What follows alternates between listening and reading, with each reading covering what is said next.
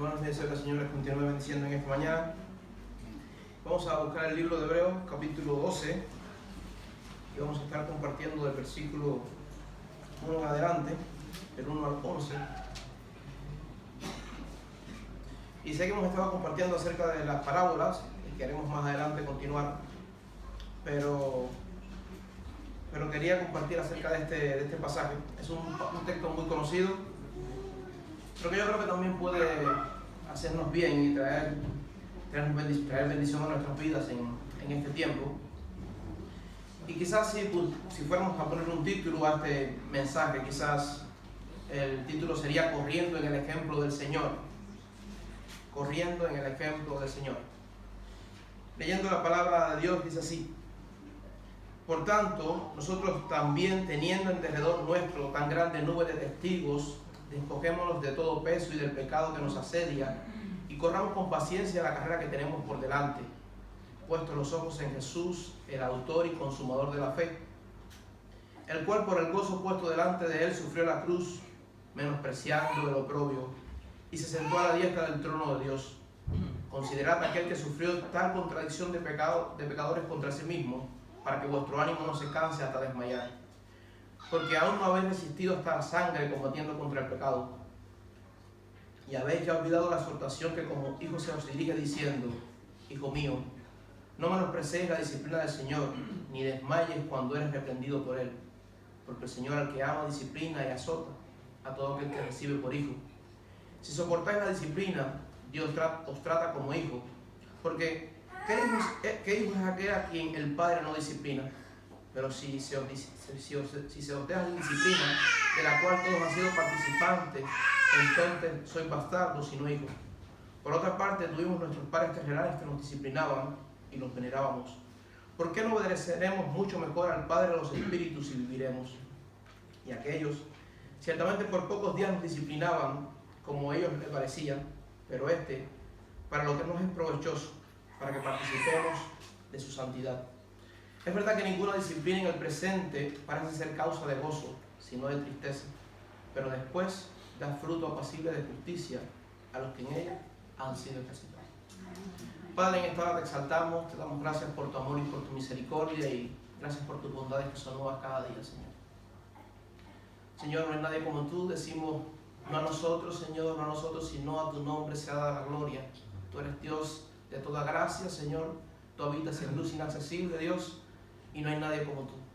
Oh Jehová de los ejércitos, te exaltamos en esta mañana y reconocemos que tú eres nuestro Dios y que todo bien, Señor, viene de ti. Gracias, Señor, te damos también por la obra de la cruz. Gracias por enviar a tu Hijo, Señor, a ocupar el lugar que nosotros merecíamos. Y gracias, Dios, por la esperanza que tenemos ahora en ti. Te rogamos, Señor, que tú permitas que podamos estar atentos, Señor, a estas verdades bíblicas, Señor, y que podamos también ponerlas de práctica en nuestra vida. Todo te lo pedimos y te damos gracias en el nombre de Jesús. Amén. Y un poco que para entrar en contexto, si hablamos del libro de los Hebreos, alguien dijo hace tiempo atrás, escuché un mensaje sobre el libro de los Hebreos, específicamente de un conocido predicador que se llamaba Sproul, aunque la Biblia dice que Dios es Dios de vivos y no de muertos. Y este hombre decía que si él tuviera que escoger un libro en la Biblia para llevarse, por ejemplo, a una prisión o algo así, dice que escogería el libro de los Hebreos, porque el libro de Hebreos es el relato más bello que tiene la Escritura acerca de quién es nuestro Señor, de quién es Jesús. Y la meta es que de este libro es que podamos conocer a Cristo, ¿no? De hecho, cuando vamos al libro de los Hebreos, desde que empieza el capítulo 1, empieza a decir que Jesucristo es mayor que los ángeles, que es mayor que Moisés, que es mayor que el pacto, y nos relata, pone en contraste o compara todas estas cosas que eran bien importantes para el pueblo judío con el Señor Jesús. Y pudiéramos preguntarnos quizás a quién se escribió esta carta, a quién es el destinatario de esta epístola, ¿no? Y realmente no sabemos a ciencia cierta, no tenemos todos los detalles en cuanto a esto, pero lo que sí sabemos es que habla mucho acerca del Antiguo Testamento. Hay muchas citas del Antiguo Testamento en esta carta, y por eso es quizás propicio, quizás es válido llamarle a los hebreos, porque parece ser que se estaba escribiendo a ciertos judíos que estaban pasando por la persecución, por las dificultades en ese tiempo. De hecho, cuando vamos a Hebreos capítulo 10, versículos del 32 al 34, y solamente se lo digo para mencionárselo, nos habla acerca de las persecuciones y las dificultades que estaba pasando este grupo de personas y la necesidad también que tenían de ellos del Señor en este momento. Entonces, por eso es propicio, como decíamos, que se le llame quizás el libro a los hebreos, porque parece ser que eran a judíos piadosos que se le estaba escribiendo esta porción. Pero pudiéramos preguntarnos también de qué se trata este libro, de qué habla. Ya un poco que hemos dado un adelanto que nos habla acerca del Señor Jesús, de quién es Él y de lo maravilloso que Él es en contraste con las demás figuras del Antiguo Pacto. Y yo creo que por el hecho de estar hablando acerca de las dificultades y el sufrimiento que estaban pasando estos hermanos, también esta audiencia original, también es propicio quizás para nosotros que también luchamos con las dificultades y con las circunstancias de esta vida. Otra pregunta que quizás también sea válida es preguntarnos quién lo escribió. Y esto es otro dilema porque no lo tenemos tampoco claro. Algunas personas dicen que el apóstol Pablo, otras personas dicen que Apolos. Pero lo que sí sabemos es, como decíamos, que este hombre tenía un profundo conocimiento esta persona tenía un profundo conocimiento de la cultura judía, y también que estaba muy familiarizado con temas que hablaba también, por ejemplo, el apóstol Pablo, y que tenía también una relación íntima con los primeros cristianos. De hecho, en Hebreos capítulo 13, versículo 23, dice: saber que está en libertad nuestro hermano Timoteo, con el cual, si viniera pronto, iré a veros. Es decir, que él tenía una relación estrecha con estos hermanos del primer siglo y de la primera iglesia. Y algo que me llama mucho la atención a mí de este libro, y también de la mentalidad que había en este tiempo, es que se compara mucho la enseñanza de la Escritura con el deporte y también con el ámbito militar. El apóstol Pablo, no estoy diciendo que sea el autor de esta epístola, pero el apóstol Pablo lo utiliza mucho. En 2 de Timoteo capítulo 2, versículo 5 dice: y también el que lucha como atleta no es coronado, sino lucha legítimamente. Dice el apóstol Pablo, está comparando la lucha del creyente con una lucha que tiene un atleta, y dice que él no es coronado, sino lucha sin hacer trampas, sino lucha legítimamente. También en Hechos 20:24 dice: pero de ninguna cosa hago caso, ni estimo mi vida preciosa para mí mismo, con tal de que acabe la carrera con gozo y el ministerio que recibí del Señor, para dar testimonio del Evangelio de la gracia de Dios. Está hablando lo mismo, está hablando de que la vida cristiana es como una carrera, y hay muchos otros pasajes, y yo sé que sabemos mucho, por ejemplo, este pasaje que dice: el ejercicio corporal de poco es provechoso, pero la piedad tiene promesas en esta vida y también en la venidera. Y también cuando él dice que él no golpea al aire, sino que él mismo se pone su cuerpo en servidumbre, no sea que él, siendo ejemplos para otros, él mismo sea eliminado. Y está utilizando siempre el apóstol Pablo, y también aquí lo veremos en este libro de Hebreos, no sabemos el autor, pero también está utilizando el mismo ejemplo del deporte, y también la Escritura habla mucho acerca del ejemplo de ser soldado, de que somos soldados y que no vivimos para nosotros mismos, sino para aquel que nos contrató como soldados. Y nos habla acerca de esta idea. Y teniendo un poco esto en mente, porque vamos a estar hablando de este pasaje y tiene mucho que ver con esto, vamos a leer, bueno, ya habíamos leído el pasaje, pero vamos a estar viendo un poco acerca de este pasaje. Quizás si pudiéramos resumir la enseñanza de este mensaje o de este texto de la Escritura de una forma concreta, de una forma corta, quizás sería: consideremos el ejemplo del Señor mientras vivimos para su gloria y somos disciplinados por Él. Consideremos el ejemplo del Señor mientras vivimos para su gloria y somos disciplinados por Él.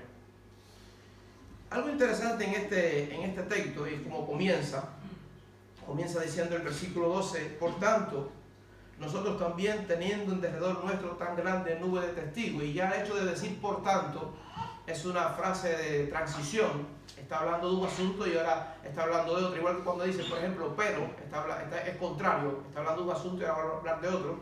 Pero aquí cuando dice por tanto es que va a continuar con una idea. Y el pasaje empieza hablando acerca de un grupo de testigos. Dice: por tanto, teniendo alrededor nuestro tan grande nube de testigos, despojémonos del pecado y de todo peso que nos asedia, y puesto los ojos en Jesús. Y yo me pregunto, ¿de quiénes son estos testigos? ¿Quiénes son estas personas de las cuales el escritor de Hebreos está hablando, que nos están mirando? Y en buena parte está utilizando el ejemplo de la cultura romana. Usted sabe, las primeras Olimpiadas no son del tiempo moderno, empezaron en la cultura romana y greco-romana. Y algo interesante es que estas personas, en el Coliseo, donde se realizaron las competencias, estas personas tenían una forma específica que se parece mucho a la de hoy en día. Algunos atletas corrían por la mañana o ejercitaban su actividad, o no sé, o hacían la competencia por la mañana, y después en la tarde eran premiados.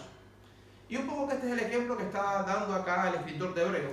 Él está diciendo, por tanto, teniendo de alrededor nuestro tan grande nube de testigos, despojémonos del pecado y todo peso que nos asedia, y puesto los ojos en Jesús. Y él está diciendo, hay alguien que nos está mirando, hay un grupo de personas que nos están mirando, y tiene mucho que ver porque, como decíamos, es una frase de transición. Y el capítulo anterior de este libro, del libro de Hebreos, es los héroes de la fe. Nosotros debemos hablar mucho de estos héroes de la fe, estos hombres de Dios y mujeres de Dios que honraron al Señor y vivieron para Él aún en medio del sufrimiento y las dificultades. Y el apóstol Pablo, no, el escritor de Hebreos, está diciendo que estas personas nos miran. Es como si estuvieran en el Coliseo romano, van a competir los de por la tarde, y ya los de por la mañana ganaron. Ya ellos compitieron, ya ellos van a ser premiados más tarde, pero ya ellos ya ganaron. Y es como si ellos estuvieran en las gradas, aplaudiendo y animando a los de su equipo, y diciéndole, ustedes pueden, en el Señor pueden. Y un poco esa es la idea que nos está diciendo, nos está dando acá también el escritor de Hebreos. Es como que nosotros estamos corriendo, vamos a correr ahora, pero ya hubo unos que ya corrieron de antemano, de antaño, y también nos animan y nos miran, también en nuestro andar, en nuestra competición, también hoy en día. Y dice que es esta gran nube de testigos. El ejemplo de estos hombres y mujeres, no hablamos de superhombres, eran hombres limitados y personas que necesitaban del Señor y que dependían también de la fidelidad de Dios. Pero comienza esta porción hablándonos acerca de esto, ¿no? Y si pudiéramos dividir este texto, quizás en la primera parte del texto nos habla acerca de la forma como debemos vivir los creyentes, cómo debemos vivir nosotros los cristianos hoy. Y nos habla de una carrera, habíamos dicho algo de esto ya, y nos habla también de un combate. El versículo 1 y parte del 2 dice así, dice que ya lo he repetido varias veces, por tanto nosotros también, teniendo en derredor nuestro tan grande nube de testigos, despojémonos de todo peso y del pecado que nos asedia, y corramos con paciencia la carrera que tenemos por delante, puesto los ojos en Jesús, el autor y consumador de la fe. Entonces nos habla de una carrera, pero nos dice cómo debemos correr la carrera. Primero nos dice que tenemos que despojarnos del peso y del pecado. Y yo me pregunto, ¿de qué trata esto? ¿Qué significa esto? Y en cuanto a peso hay dos posibles explicaciones. En primer lugar, parece ser que en aquel tiempo los competidores, los deportistas se ejercitaban con peso. Ellos se ponían grandes pesos en las piernas y corrían con ellos para cuando se quitaran ese peso fuera mucho más liviano, ¿no? Y entonces ellos ejercitaban con peso para ser más ágiles después de la competencia. Y también puede significar esto, que en medio de una carrera nadie iría con mucho peso, sino que iría lo más ligero posible. Yo recuerdo cuando yo estudiaba el bachiller en mi país, yo estudié veterinaria, y nosotros los zapatos que nos daban son unas botas, eran sentados los jugadores, van a saber lo que estoy hablando, unas botas pesadas, y normalmente yo nunca he sido muy deportivo, muy deportista ni muy bueno en el deporte, y yo me acuerdo que cuando íbamos a hacer las pruebas, yo sí era estudioso y quería salir bien y el promedio también iba a educación física, aparte de. Entonces, ¿qué hacía yo cuando iba a correr? Me quitaba las botas y corría descalzo, y esto me daba un poco de ventaja, ¿no? Para no salir tan mal en la parte deportiva, ¿no? Y un poco que esto también es lo que yo creo que está diciendo el escritor de Hebreos, y está hablando de que debemos despojarnos de todo peso. En primer, el peso quizás no es algo malo en sí mismo, pero nadie iría a una carrera con peso. Y estos son todas esas cosas que nos distraen en la vida cristiana, que no son pecados en sí mismas, pero que nos distraen y nos ocupan el tiempo y nos hacen descuidarnos de cosas que son realmente importantes. Pero también el pasaje dice que debemos despojarnos del pecado que nos asedia. Y es como si algo se nos enredara en los pies. Imagínense una carrera y a alguien se le enreda algo en los pies, tienen los cordones un poco sueltos o algo así. Y esto hace que con dificultad pueda volver a correr, ¿no?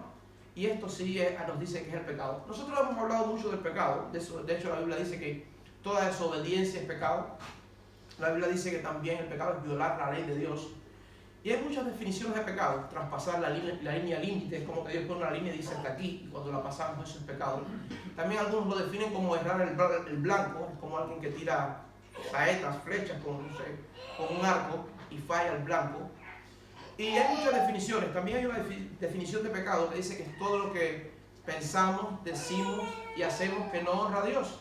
Y también la Escritura dice que el que sabe hacer lo bueno y no lo hace, es pecado. Entonces tenemos todas estas definiciones de pecado, pero dice la Escritura que tenemos que despojarnos, este pasaje, del pecado y del peso que nos asedia. Y esto es una forma de correr, es parte de cómo debemos correr. Pero también dice que debemos correr con paciencia y corramos con paciencia la carrera que tenemos por delante. Y uno se puede preguntar, bueno, ¿cómo debo ser paciente? Y en buena parte yo creo que debemos ser pacientes en varios sentidos. Debemos en primer lugar ser pacientes con los demás. Filipenses capítulo 1 versículo 6 dice: estando persuadidos en esto, que el que comenzó en vosotros la buena obra la perfeccionará hasta el día de Jesucristo. Debemos ser pacientes con otros porque estamos en el camino, no hemos alcanzado la perfección y de hecho en este mundo nunca la alcanzaremos. Y debemos ser pacientes con los demás que nos rodean también. Hay un conocido autor cristiano que se llama, creo que aún vive, no estoy seguro, John McDowell, muy conocido por una colección de libros que tiene y porque ha sido un apologeta tremendo, alguien que ha defendido la fe cristiana en medio del ámbito universitario. Pero este hombre dice que en ocasiones él piensa que va caminando por la calle y que lleva una camiseta, en mi país le decimos pullover a esto, una camiseta que en la espalda que dice todavía en construcción. Y así estamos nosotros, hermanos, todavía estamos en construcción. No somos lo que deberíamos ser. Alguien dice esta frase: no soy lo que debería ser, ni lo que Dios quiso que fuera al crearme, pero tampoco soy lo que solía ser antes, y por la gracia de Dios seré mejor de lo que soy ahora. Algunos dicen que es John Newton el que escribió esto, pero es una realidad. Estamos en el proceso y Dios está también trabajando en nosotros, por lo tanto tenemos que ser pacientes con los demás. Primera Tesalonicenses capítulo 5 versículo 13 dice: también os rogamos, hermanos, que amonestéis a los ociosos, que alentéis a los de poco ánimo y que sostengáis a los débiles, pero además que seáis pacientes para con todos. Debemos ser pacientes también, hermanos, con los demás. Pero también debemos ser pacientes en medio de los problemas, en medio de las dificultades de la vida. De hecho, Santiago capítulo 1 versículo 2 dice: hermanos míos, tened por sumo gozo cuando os halléis en diversas pruebas, sabiendo que la prueba de nuestra fe produce paciencia. Las dificultades de la vida, las pruebas también producen paciencia, y es una forma de la que debemos correr con paciencia, porque la vida no es tan fácil, las cosas no son aquí y ahora. Queremos que las cosas sean así urgentes, pero no son así, y Dios está tratando con nosotros también, y debemos ser pacientes también en este sentido. Santiago capítulo 1 versículo 3 dice esto, como decíamos ahora. Pero también es que este pasaje nos dice que nos dirigimos a un lugar. ¿A dónde nos dirigimos? Según este pasaje dice que corramos con paciencia la carrera que tenemos puesta por delante. Tenemos una meta, tenemos una carrera por delante, y esta debe ser nuestra forma de correr. Debemos correr con paciencia esta carrera que tenemos. Hay un conocido autor, bueno, yo pensando ahora que cuando uno corre una meta, cuando uno corre una carrera, poner la vista en la meta, donde quiere llegar o donde va a llegar. Y hay un conocido autor también, pero más que autor, un deportista. De hecho, es uno de los deportistas más premiados de todos los tiempos. Se llamó Eric Liddell, un cristiano ferviente. De hecho, murió como misionero en la China. Pero este hombre hay una película que se llama Carrozas de Fuego. Seguro muchos de ustedes la han visto. Pero algo interesante de este hombre es que este hombre tenía una peculiar forma de correr. Este hombre corría mirando al cielo. Sé que cuando él corría así con la cabeza así para arriba, mirando al cielo. Y yo creo que en buena parte, evidentemente llevándolo a la vida espiritual, también debemos nosotros correr así. Nuestra meta no está en la otra esquina. Nuestra meta no está al final del pueblo, nuestra meta está en la eternidad, y nuestro corazón debe estar evidentemente, y nuestros ojos puestos también en la eternidad, y eso en buena parte también es lo que dice este pasaje, que debemos correr con paciencia y debemos poner nuestros ojos en Jesús. Y nos dice el pasaje que Él es el autor y consumador de la fe. Un autor es alguien el que escribe un poema o un libro, o el que pinta un cuadro. Es el autor, es de donde sale, el inicio, es la causa. Y hace algunos años escuché una historia, a lo mejor ustedes también la han escuchado. Dice que en una ocasión había un hombre que venía conduciendo un coche, y dice que se le rompió. El hombre era ingeniero mecánico, tenía conocimientos de mecánica, y dice que se rompió el coche y bueno, se aparcó fuera de la calzada. Y ahora estoy aprendiendo un poco de conducción, ya sé cómo se dicen las cosas un poco aquí. Bueno, se aparcó estacionó fuera de la calzada, y dice que empezó a tratar de reparar su coche, ¿no? Abrió el motor, trató de tocar. Este hombre tenía conocimientos de esto, y dice que pasó mucho tiempo sin que pudiera resolver el problema. Dice que por el lado de él pasó un coche deportivo, y se bajó un hombre que venía vestido muy casual, y se acercó a él y le dijo: ¿quieres que te ayude con el coche? Y él le dijo: no, gracias, yo soy ingeniero mecánico, estudié esto. Insistió: mira, ¿te puedo ayudar? No, gracias. El hombre se quedó parado del lado de él y mirando así el motor, ¿no? Pero como no le daba permiso de tocar, no tocaba nada. El dueño del coche fue a buscar quizás una lámpara para alumbrar y quizás seguir mecaneando, porque ya se estaba haciendo de noche. Y dice que vio que el que estaba vestido casualmente, el hombre del coche bonito, había tocado algo así. Y cuando ya el hombre se apuró para venir rápido, porque vio que estaba tocando y él no le había dado permiso, él le dijo: intenta arrancarlo ahora, intenta encenderlo ahora. Movió la llave y al momento el coche encendió. El hombre, que era el ingeniero mecánico, se quedó sorprendido, lo miró y le dijo: ¿pero cómo es posible? Tú has estado 2 segundos aquí, yo llevo horas tratando de reparar esto y tengo conocimiento de mecánica. El hombre le dijo: el problema es que yo soy Henry Ford y yo soy el que diseño este tipo de cosas. Entonces, hermano, cuando la Biblia dice que Él es el autor de la fe, Él es la causa de la fe. Y cuando la Biblia dice que Él es el consumador, que Él es el autor y consumador de la fe, es el que la cumple y la hace eficaz también en nosotros. Por eso debemos correr también de esta carrera, así, de esta forma, porque Él es el autor y consumador de la fe, y Él sabe cómo debemos correrla. Segunda de Timoteo, capítulo 4, versículo 7, nos habla acerca de, como decíamos, de una carrera. Se he peleado la buena batalla, he acabado la carrera, he guardado la fe. Por los demás me está guardada la corona de justicia, la cual me dará el Señor, juez justo, en aquel día. Y no solamente a mí, sino también a todos los que esperan o los que aman su venida. Así debemos correr también. Y en buena parte este pasaje nos habla primeramente acerca de esto, de cómo debemos vivir la vida cristiana como una carrera. Pero también el pasaje nos habla acerca del sufrimiento de Jesús y cómo Él es nuestro ejemplo. Parte del versículo 2 hasta el versículo 4 nos dice esto. Dice: el cual por el gozo puesto delante de Él sufrió la cruz, menospreciando o teniendo en poco el oprobio, y se sentó a la diestra del trono de Dios. Considerad aquel que sufrió tal contradicción de pecado contra sí mismo, para que vuestro ánimo no se canse hasta desmayar. Porque aún no habéis resistido hasta la sangre, combatiendo contra el pecado. Y nos habla, lo que decía, no solamente nos habla de una carrera, sino que nos habla también de un combate, alguien que está combatiendo. Yo sé que nosotros a veces no vemos, quizás algunas personas no ven la vida cristiana así, pero es también así como un combate, también una carrera, y también es como un combate. Algo que me llama la atención de este pedacito que leí, esta porción que leí ahora, es que dice que por el gozo puesto delante de Él sufrió la cruz, teniendo un poco el oprobio. Yo digo, ¿cómo es posible? Dice gozo, y Jesús se gozó en ir a la cruz. Y esto no tiene ningún sentido. A la hora novena dice que dijo: tetelestai, consumado es, la deuda ha sido pagada. Y también dijo: Elí, Elí, lama sabactani, Dios mío, ¿por qué me has desamparado? Entonces la cruz no fue un paseo. ¿Y por qué entonces la Escritura dice que por el gozo puesto delante de Él? Otro pasaje, Isaías 53, también nos habla de este hecho. Dice: y verá el fruto de la aflicción de su alma y quedará satisfecho. Hermanos, el gozo del Señor en la cruz es el resultado que trae el sacrificio de Él en la cruz, y es nuestra salvación. y ese debe ser, por eso es que esta porción dice así: el cual por el gozo puesto delante de él sufrió la cruz, teniendo en poco el oprobio.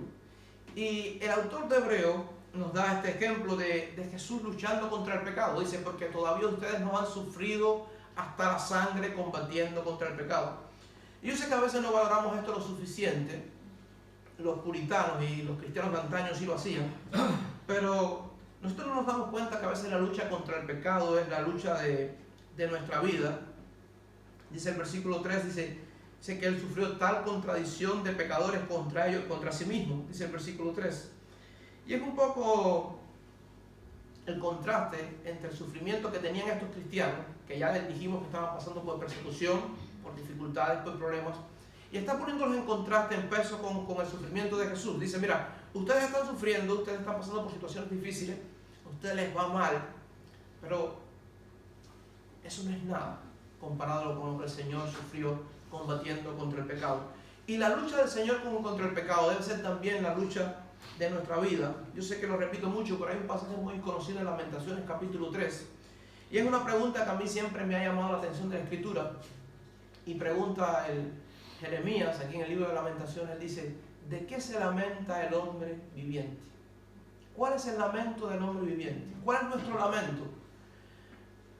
Yo lo digo, yo soy muy quejoso y a veces me lamento de cualquier cosa, de que las cosas no te van como quieren, de que las circunstancias no son buenas, de que quizás la compra no llega al fin de mes, no lo sé. Pero el pasaje en Lamentaciones dice, laméntese el hombre de su pecado.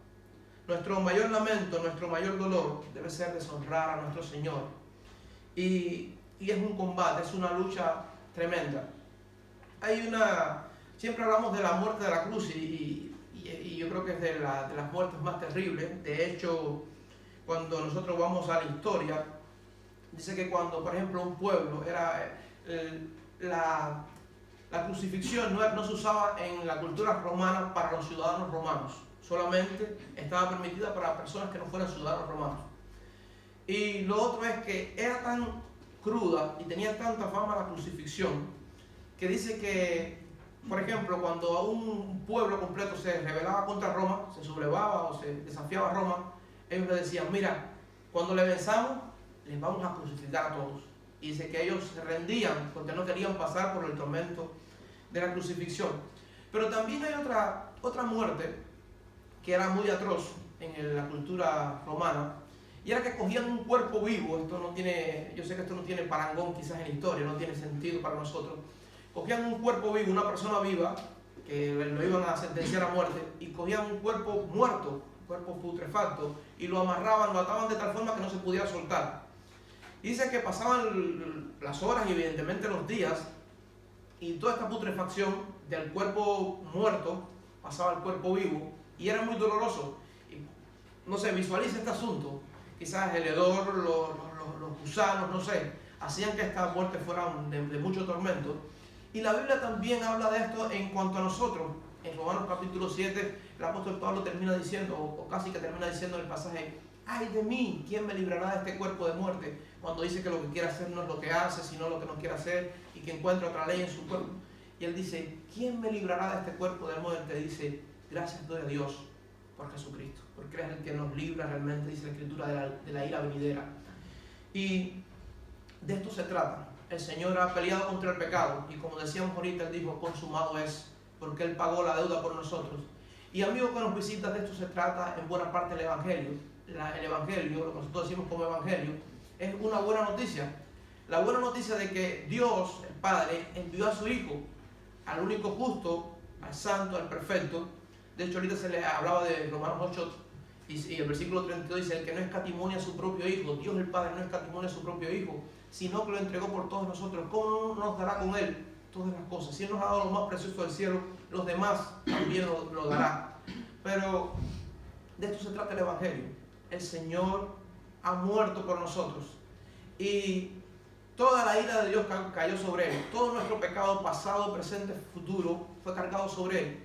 Y dice la Escritura que si nosotros ponemos nuestra confianza en lo que Él hizo, en la obra de la cruz, dice que tenemos vida eterna. No porque hay algo bueno en nosotros, no porque somos justos, Si no es como que tenemos una multa de tránsito, por ejemplo, no sé aquí cómo funciona, pero sé que en otros países cuando uno tiene una multa de tránsito, puede venir otra persona y pagar la multa y esta persona queda libre del delito. Y eso es lo que ha hecho el Señor. El Dios Padre envió a su Hijo para que pagara la multa. Él cargó todo el pecado del mundo, se hizo maldición para nosotros, por nosotros. Y dice la Escritura que si confiamos, si creemos en que lo que Él hizo en la cruz es suficiente, tenemos vida eterna con el Señor. Y de esto se trata en buena parte también el Evangelio. Entonces, hermano, quizás la pregunta a esta hora sería: ¿qué padeces? ¿Cuál es tu padecimiento? ¿Cuál es tu sufrimiento? Porque el pasaje dice que Cristo padeció más que lo que nosotros podemos sufrir también en esta vida y lo que estaban sufriendo estos primeros creyentes. Y esto debe ser algo que nos dé ánimo a nosotros, porque el pasaje dice: para que no nos desanimemos, para que no decaiga nuestro ánimo, el hecho de que Dios estuvo con Cristo y que Él ocupó el lugar que nosotros merecíamos y que ahora Él ha prometido estar con nosotros todos los días hasta el fin del mundo, y Él ha prometido que nada nos va a separar también de su mano, y esto nos debe también dar ánimo a nosotros. Apocalipsis capítulo 5, versículo del 7 al 13, nos habla de uno que fue inmolado, uno que fue sacrificado, un cordero, y ese cordero, Jesucristo, murió también por nosotros para que nosotros ahora en Él tengamos vida eterna. Así que te animo a que no desmayes. Hay uno que sufrió más que nosotros y Él no desmayó. Él va adelante y marca el paso de la carrera, como dice el pasaje. Y también esta porción nos da la idea de Jesús corriendo, los seres de la fe siguiéndole el paso, y nosotros ahora también estamos en esta carrera ahora. Por eso el pasaje dice: considerad el ejemplo del Señor, para que vuestro ánimo para que no desmayemos, para que nuestro ánimo no termine. Por último, este pasaje también nos habla de la disciplina, y yo sé que esto es un tema que a veces no queremos hablar mucho, no nos gusta mucho la disciplina. De hecho, el pasaje lo dice: ninguna disciplina es causa de gozo en el momento. A nadie le gusta ser disciplinado, a nadie le gusta ser corregido.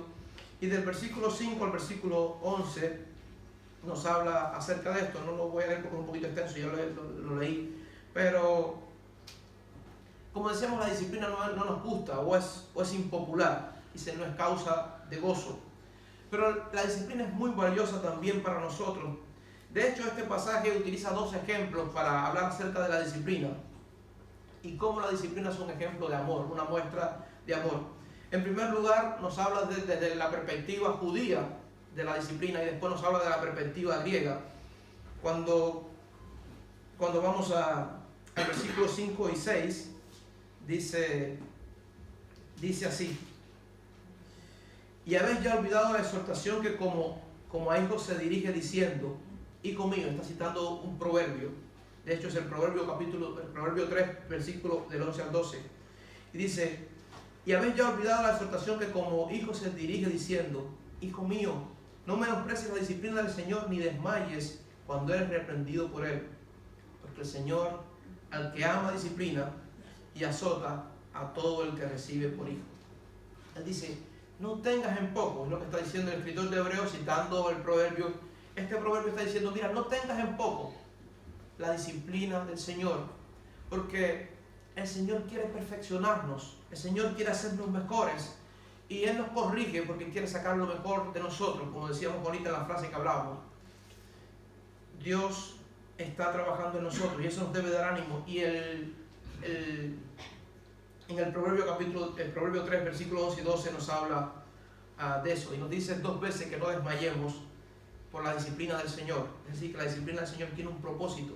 La disciplina del Señor no está a la aventura. La disciplina del Señor va a sacar también lo mejor de nosotros. Muchas otras porciones en la Escritura también nos dice que no. Dice un pasaje muy conocido y a veces no lo entendemos, yo creo que no lo entendemos lo suficiente bien. Dice: no provoquéis a ira a vuestros hijos, sino criarlos en disciplina y amonestación del Señor. Pero fíjense en esto. Dice, vamos a verlo de atrás para adelante: sino criarlos en disciplina y amonestación del Señor, no provoquéis a ira a nuestros hijos. Es como el provocar a ira a nuestros hijos es no disciplinar.